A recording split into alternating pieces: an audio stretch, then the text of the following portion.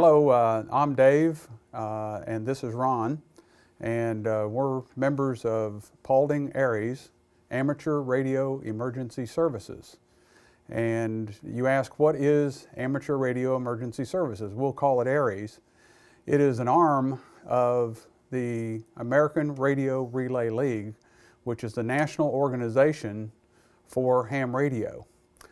And the Emergency Services Division is ARES. I'll tell you a little bit about what ham radio is.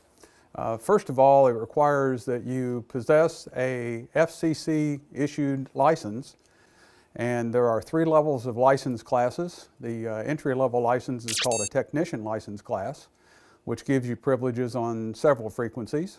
The next level above that is general class, which expands the number of frequencies that you're able to use. And then the top license class is called extra class, and that gives you the most numbers of frequencies that you're able to use. And the beauty of ham radio is that all of our communications capability is completely and totally independent of all infrastructure. We don't require power, we don't require internet, we don't require phone lines. We conduct all of our business over the air using frequencies that are reserved for us. My name's Neil, KC4YCM. I maintain the equipment, configure it. Equipment behind me helps us to extend our range and have more tools that we can use in time of emergency to communicate with other agencies. I'm Lee, WB4QOJ. I'm Public Information Officer for Paulding ARES. And where we are at the moment, we're in our MCV, which is our mobile command vehicle that we are deployed in, if need be, when called by emergency management in Paulding County. This trailer is used extensively on exercises. It's also used if something needs to be done to help EMA as a backup. One of the things that we have done in our group is we have really focused on emergency communications and interactions with County Emergency Management Agency, the EMA. And we regularly practice. We conduct practice nets. We drill. Several times a year we do actual events. It could be something like a marathon, a bicycle ride, maybe some kind of a parade or something else, and that keeps us sharp and keeps us practicing our skills. And then once a year, the Georgia Emergency Management Agency, GEMA, has a interoperability exercise, and they hold it in various parts of the state. What we do at those exercises is we provide another layer of communications capability. The goal of the exercise is to allow all the different units to be able to communicate with one another. So, for example, say they had a hurricane in Savannah and we were deployed to Savannah to assist in communications. The radio systems for Paulding County are not the same radio systems that they use in Savannah. So we have to be able to seamlessly interconnect the 2 radio systems. So we've got some tools in our toolbox that gives the emergency management people some things that they didn't possess otherwise, some extra capability. And that's really what our group focuses on. What we have here is we have multiple radios in this location that are used in the field. That lets us communicate locally, regionally, county to county, or we can even go worldwide through the repeater system.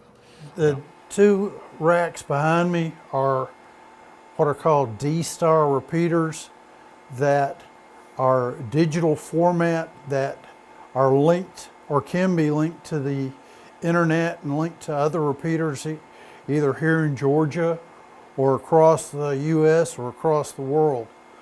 We can also work the HF frequencies, which are, in layman's term, shortwave frequencies that we can talk worldwide.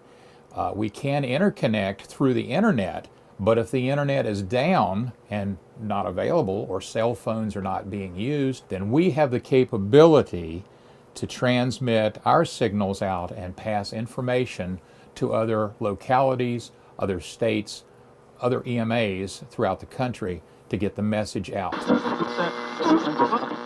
Ron was named as ARES Ham of the Year for the state of Georgia for 2015. And Ron was quite honored, and I think you were a bit surprised to get it. Yes, I was very, very surprised to get it. So It's quite an honor. I really appreciated it. Okay, this is Ron West, WB3ILX. I'm going to be contacting Dave Fuller, K4DMF, via a program called Echolink on a smartphone. I've got the smartphone app already running. I'm now going to push the connect key.